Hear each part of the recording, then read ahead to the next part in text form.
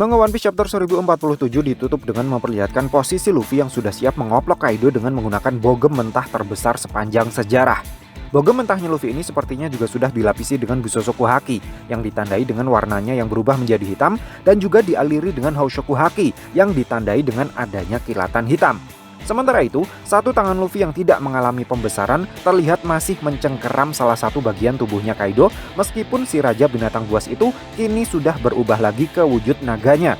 Dengan demikian, bisa dipastikan kalau posisi Kaido sudah terkunci dan dia tidak akan bisa menghindari serangan brutalnya Luffy ini. Sehingga mungkin banyak dari kalian yang berpikir kalau Kaido kemungkinan besar akan kalah di chapter 1048 mendatang. Hal itu mungkin saja terjadi, tapi menurut saya kecil sekali kemungkinannya mengingat malam masih terlalu panjang dan Pulau Onigashima masih belum mencapai flower capital. Jadi menurut prediksi saya, pukulan meteornya Luffy ini 99,99% memang akan berhasil mengenai Kaido. Namun karena tepat di bawah Kaido ada Pulau Onigashima yang posisinya di tengah-tengah jalur nyungsepnya Kaido, maka pukulan Luffy mungkin akan diarahkan sedikit melipir ke samping agar tidak mengenai Pulau Onigashima.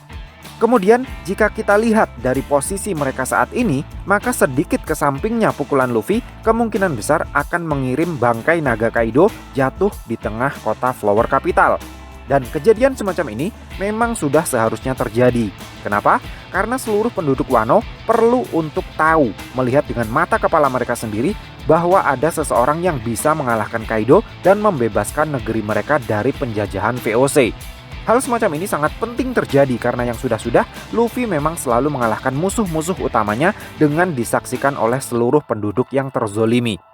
Alabasta.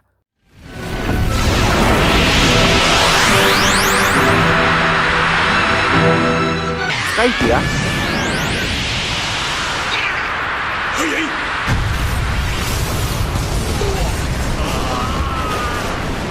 Dan Dressrosa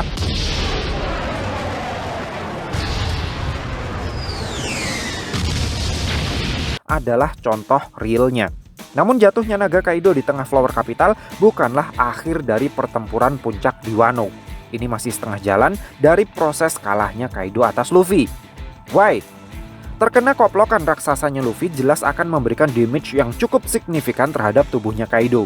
Luka fatal yang dialami oleh Kaido jelas akan membuat penerbangan Pulau Onigashima jadi semakin tidak stabil. Hal ini akan membuat ketinggian terbang Pulau Onigashima menjadi turun hingga berada di bawah awan, yang berdampak pada tereksposnya keberadaan sang pulau di mata seluruh penduduk Wano yang sedang menatap lampion yang mereka terbangkan ke langit. Ini jelas akan menimbulkan kepanikan dan kekacauan yang begitu besar. Kepanikan tidak hanya akan melanda para pejuang yang sedang berada di Pulau Onigashima yang sudah mulai oleng karena Momonosuke masih belum bisa mengambil alih kendali penerbangan, tetapi juga akan melanda segala penjuru Flower Capital yang penduduknya berlarian, panik, ingin menyelamatkan diri, tidak hanya karena takut setelah melihat Kaido tiba-tiba nyungsep di tengah kota mereka, tetapi juga karena mereka melihat ada seonggok pulau raksasa yang oleng meluncur ke arah kota tempat tinggal mereka. Dari sinilah detik-detik kekalahan Kaido menurut saya baru akan dimulai. Menurut prediksi saya, apa yang sedang terjadi di Wano ini mirip seperti sisi lain dari satu koin yang sama dengan yang terjadi di Thriller Bark. Kalian ingat saat di Thriller Bark, Luffy berubah menjadi Nightmare Luffy dan mendapatkan kekuatan yang sangat luar biasa setelah tubuhnya dimasuki 100 bayangan, bukan? Dengan kekuatan barunya itu, Luffy bisa mengoverpower Ors yang berada di bawah kendali Gecko Moria. Namun, Moria masih belum kalah juga bahkan setelah mode Nightmare Luffy berakhir. Moria baru kalah di detik-detik terakhir dengan serangan pamungkas Luffy yang menggabungkan teknik Gear 2 dengan Gear 3. Nah, di arc Wano ini, saya ibaratkan Ors itu adalah Kaido dan Nightmare Luffy adalah Gear 5. Jadi meskipun kelihatannya Luffy sudah bisa mengoverpower Kaido dengan menggunakan mode Gear 5-nya, tetapi pada akhirnya nanti Kaido tetap masih belum akan kalah bahkan setelah mode Gear 5-nya Luffy berakhir. Luffy justru baru akan bisa mengakhiri perlawanan Kaido dengan menggunakan mode selain Gear 5. Mungkin mode Gear 4 atau malah dalam mode basic. Bahkan tidak menutup kemungkinan apa yang terjadi di puncak pertempuran Dressrosa akan kembali dialami oleh Luffy di puncak pertempuran Wano ini. Bukan tidak mungkin jika setelah melayangkan pukulan super besarnya ini, Luffy akan tepar, kehabisan tenaga dan mode Gear 5-nya akan berakhir. Di sisi lain, meski sudah nyungsep di tengah Flower Capital, Kaido masih belum tepar juga. Karena ingat, awakening di FT Zoan membuat tubuh usernya menjadi sangat keras, kuat, dan memiliki kemampuan regenerasi yang sangat tinggi. Tapi karena di F-nya Luffy ternyata juga bertipe Zoan, sudah sewajarnya kalau Luffy juga memiliki kemampuan yang sama, bukan?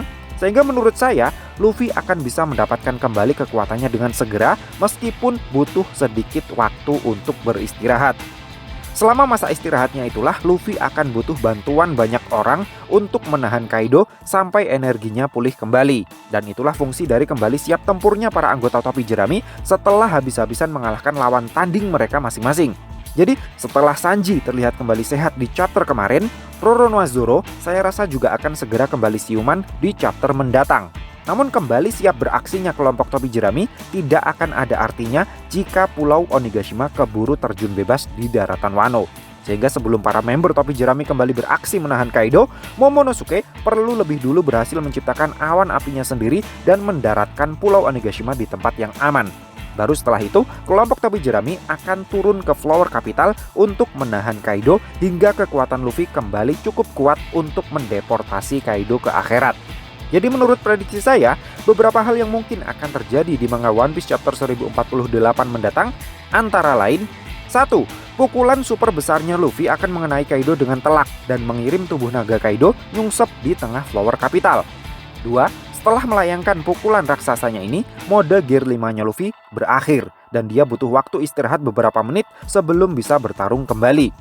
3. Terlukanya Kaido akibat terkena pukulan Luffy itu akan membuat penerbangan Pulau Onigashima jadi semakin tidak stabil, hingga posisinya turun ke bawah awan dan bisa terlihat oleh seluruh penduduk Flower Capital yang sedang melihat ke langit menyaksikan lampion yang tengah mereka terbangkan. 4. Di tengah goncangan hebat yang terjadi, Roronoa-Zoro yang sudah mendapatkan perawatan dari Chopper akhirnya tersadar kembali. 5.